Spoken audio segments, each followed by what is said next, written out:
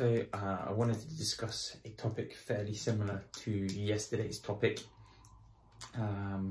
which is surrounding crossed postures. So we talked about the upper cross posture. Now, funny enough, even with, say, for example, something like lower back pain, the upper cross posture is actually almost always more commonly involved on a biomechanical point of view than, say, for example, the lower cross posture. However, it is very common with an upper cross posture to actually develop a lower cross as well. So if you think about what we were talking about yesterday, which was the kyphosis, so that forward head carriage, where the head comes forward, we have this kyphosis. What typically starts to happen in order to kind of accentuate that curve, what people tend to do is they become hyper curved in the mid back and they create this hyper curve in the low back. What actually happens is the pelvis starts to tilt anteriorly. Okay, and this is what our lower cross posture essentially is. So when we look at a lower cross posture, what we're essentially going to look at is potentially some of the effects. You can have this one or this one, and you can also have both. So what I want to have a look at is essentially what constitutes that kind of a posture. So we were looking at it yesterday.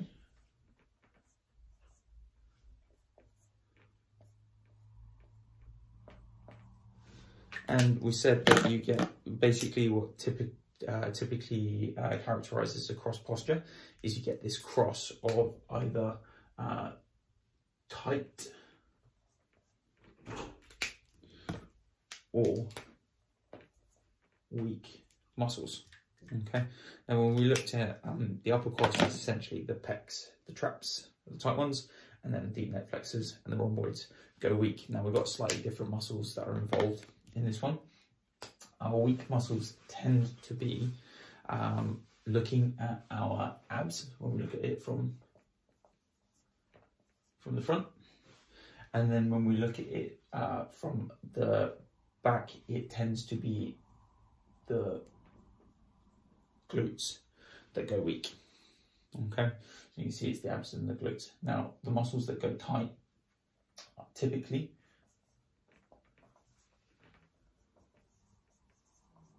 at the front is our hip flexors, and at the back is, I'm going to put LX, which basically means lumbar, our lumbar, and I'm just going to put ER, which is erectors. Okay, so these muscles include the paraspinals, which are small muscles that sit next to the actual spine itself, and you've got a muscle called the chondritis lumborum, or the QL for short. And again, this is the lower back muscle. This is one of the muscles that you'll use predominantly when you do something, say for example, like a bend and lift or a deadlift, or a hinge at the hips. So essentially, this is the same kind of process what we were talking about yesterday. And now there are obviously the same kinds of corrections for these as what there was the ones that we spoke about yesterday. So say for example, when we're looking at improving people with a lower cross posture, what we essentially want to do is we want to strengthen up those glutes. And I would suggest seeing my glute firing series, or we want to fire up the abs. And again, I'm going to show you some exercise, really simple exercises that we can do in order to fire that up.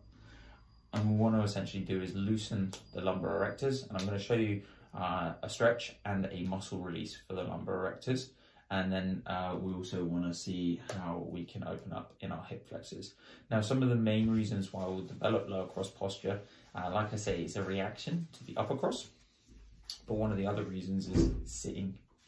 Same reason why we develop the upper cross postures. We shorten our hip flexors, we slouch through our spine, and as a result, we disengage both our glutes because we're using the glutes more as a cushion as opposed to a muscle. And we also, because we slouch, we disengage the abs. We actually sit up more upright. Say for example, if you sit upright with a band around your knees and you push out against that band, you'll automatically feel your muscles in your hips fire, but also your abs fire, because it will rock that pelvis into a neutral position. It will force the pelvis to sit up into a more neutral position, and actually it will help to engage those areas. Something else you can do as well is, if you're sitting at a desk, to try and actually prevent this from getting any worse, is rather than having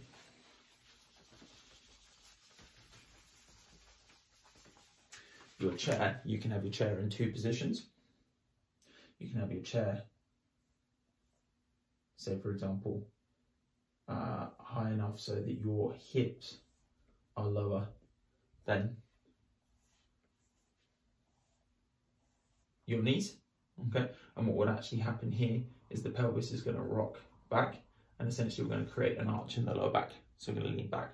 Or take that chair slightly higher so the hips and knees are neutral and the spine is allowed to sit more upright. So we can actually sit into that normal curve. Okay, so that's one thing you can automatically do and actually impact the way that you actually manage the anterior pelvic tilt from your desk. And I'm going to show you some of the exercises you can do to correct this. So we're outside again, and we're basically going to run through five exercises for your lower crossed pattern and your lower back pain.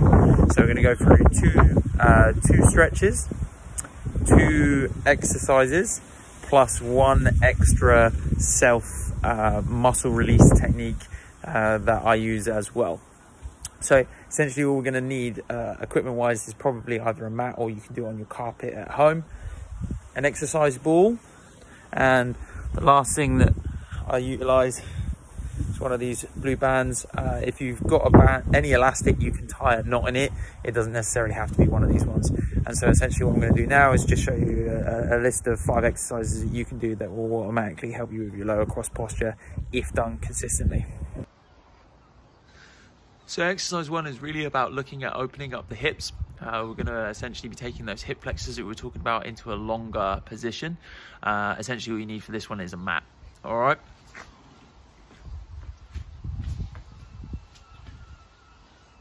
So all we're going to do is hips facing forward, not out to the sides, both feet facing forward, back knee is going to be on the floor, leg stretched out right in front of you. And what we want to do from here is actually drive this hip towards the floor. So you're actually going to open through here. This hip's going back into extension. All we're going to do is take the hand up, raise above, and lean slightly away.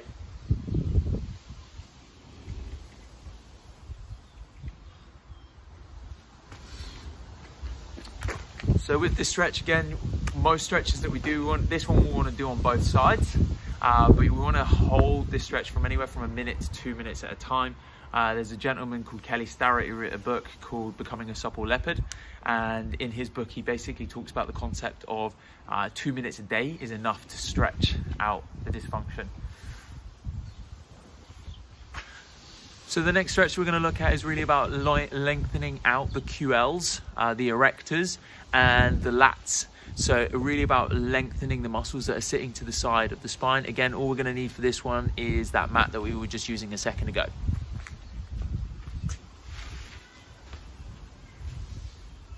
So essentially we're going to come onto our knees. We're going to take our hands a long way out in front of us. And the hands are going to stay where they are, but we're going to take our bum and sit back towards our heels, trying to keep our hands stretched out, and take us basically our forehead to the floor.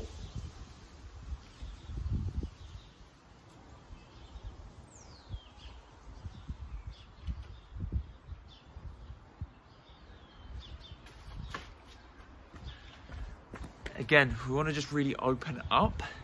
You can sit either with your toes tucked under or not, so you can either be straight or tucked under. Some people will find it very uncomfortable, especially if they've got problems with their feet, say for example if they've got bunions. But what we're really aiming for is a long stretch down the side here and coming down into the lower back. So this next one is something that you might have already seen if you've looked at my glute firing series. If you've looked at my glute firing series, this is one of the exercises we utilize in there. The glutes being inhibited is probably one of the most common things, again, because we sit a lot, and as a result we're using that muscle more as a cushion as opposed to necessarily as a muscle that should be active. So essentially what we're going to do, I've already got the band around my knees, but all you're going to need is a band either just above or just below, but not on the actual knee joint itself, and then we're going to use this for the resistance for the exercise.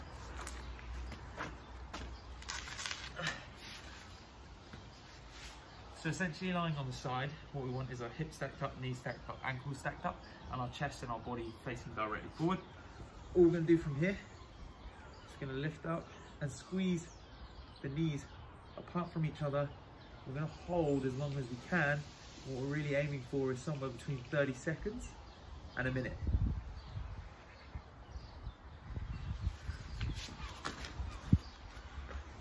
And I'm sure though all of you want to watch me do these exercises for ages. Really the purpose obviously for this is a demonstration. So again, utilize this when you want to do this one on both sides, not just one side, and really get those glutes firing up. If you want a few other extra options on how to fire up the glutes, I just recommend that you go over to my other video, which is glute firing. So this last exercise I'm going to give you is mainly focusing on core-based exercise. What we essentially want to do with this one, one of my favorite core exercises is the plank. However, in a lot of situations that can actually trigger pain, and if people are too short in their hip flexors, they'll actually really struggle with the plank. So what I'm going to show you is something called the dead bug. It's a really good way of actually utilizing your core, but for many people, what we're going to actually want to do before you do this exercise is actually roll up a towel and leave it in the lower part of the back so you maintain a lumbar neutral throughout the exercise.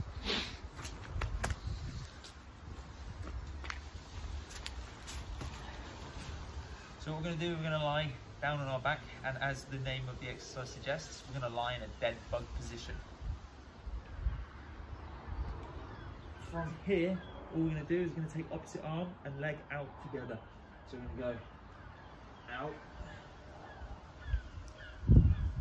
out,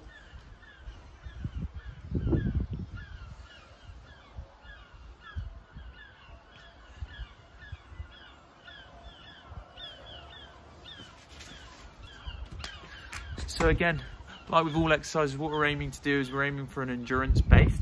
So really higher repetitions of this exercise are going to be slightly better. With the abs are actually made up of 4 walls. So most of us actually think of rectus abdominis, or the six-pack muscle. But actually really when we're looking at abs, the one that we're really most concerned about is something called the transversus. The transversus is about holding pressure. So when you do this exercise, what you want to make sure you're doing is you're bracing, and that curve in the lower back is not constantly flattening and extending against the floor. So that arch in the lower back should maintain consistent. It shouldn't constantly keep changing. So you shouldn't go from a bent arch back to a flat back over and over and over again. So essentially what I'm going to give you now, this is like almost a bonus. This one's really nice. Now this is the final one that's going to be using this ball. Now you've got a couple of options with this one depending on how much pressure you want to put on the spine, but this is actually teaching you a self massage technique. All right, so this is a way of actually getting into the muscles and inhibiting. Now what we know about muscles respond or lengthen for a number of reasons. One of the main ones is stretch. So when we stretch a muscle, that stretch on the actual muscle fibers themselves actually starts to fire up certain nerve endings, and as a result actually allows the muscle to lengthen out and relax. Now one of the other things that muscles respond really well to is pressure.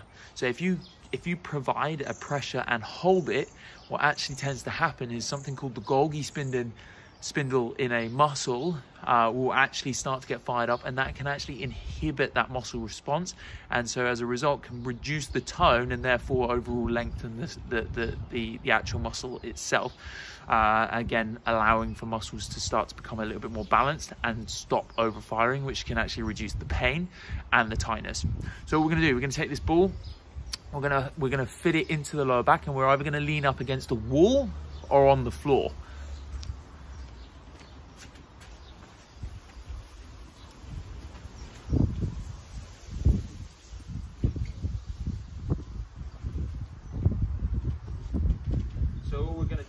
Try and look for those sore spots when you find it, like I just have. For me, it creates a pain that sits over the top of my buttock and runs up to the bottom of my rib cage. It almost feels like toothache. That's okay. Again, you just want to control that pressure so that it's not too vast, because actually if we're putting too much pressure on and we're actually causing pain, we could actually be creating tissue damage, not repair and recovery. So you want to. So we're just going to run through that last one. Unfortunately, the camera just blew over at the end, so I'm just going to show you that one on the floor. So it's pretty much the same. All we're going to do is going to place that ball underneath the lower part of the back, and again, just try and find that spot.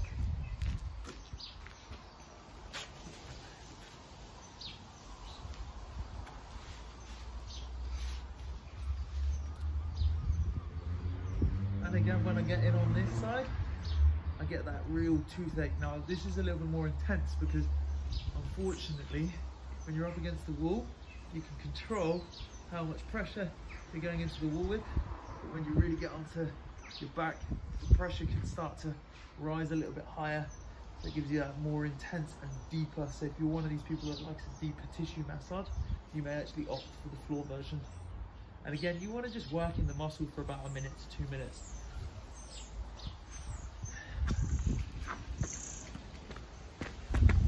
Guys, I hope you really found this next video helpful.